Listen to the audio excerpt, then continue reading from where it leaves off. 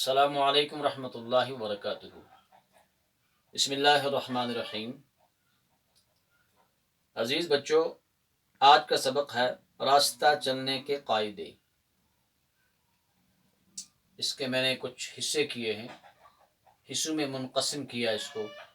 3 हिस्से 3 पार्ट हमने पढ़े हैं। आज चौथा हिस्सा आपके सामने मैं पढ़ने जा रहा हूँ। कुछ अल्फाज लिखे हैं, उनके मानी भी। उन्वान रास्ता चलने के कायदे। तो यहाँ तक हमने पढ़ा है। आगे आज हम पढ़ते हैं कुछ ट्रैफिक कानून मैंने आपको बताए थे। एक ही सड़क होने की सूरत में सड़क के बीचों बीच सफ़ेद लकीर खींची हुई होती है। जब एक ही सड़क होती है तो आपने देखा होगा सड़क पर चलते हुए तो सड़क के बीचों बीच एक लकीर, एक खत सा खींचा हुआ होता है सफ़ेद चूने से। एक ही सड़क होने की सूरत में सड़क के बीचों बीच सफ़ेद लकीर खींची हुई होती है। सड़क के सेंटर में एक लकीर खींची हुई होती है।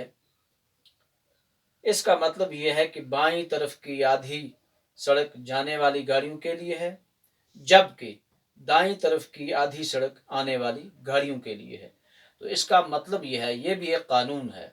जिस तरह ऊपर हमने कानून पढ़े थे, बाईं तरफ चलें, लाल बत्ती को देखें, वो रोकने के लिए है गाड़ियों को, पीला रंग हथियार रहने के लिए है और हरा रंग चलने के लिए है। ये कुछ इशारे हैं, कुछ कवानीन, उसूल और ज़वाबित हैं ट्रैफिक के। तो यहाँ एक कानून बताया जा रहा है कि सड़क के बीच में एक लकीर होती है। यहाँ से दाईं तरफ से यहाँ से गाड़ियाँ, उधर से उस तरफ से गाड़ियाँ आएंगी। इस तरह यहाँ लिखा हुआ। इसका मतलब ये है कि बाईं तरफ की आधी सड़क जाने वाली गाड़ियों के लिए है, बाईं तरफ जो सड़क है वो आधी सड़क जाने वाली गाड़ियों के लिए है, लेकिन कि बाईं तरफ जाने वाली गाड़ियों के लिए है। जबकि दाईं तरफ की सड़क, राइट साइड, ये किसके लिए है? दाईं तरफ की आधी सड़क आने वाली गाड़ियों के लिए, वहां से गाड़ियां आएंगी।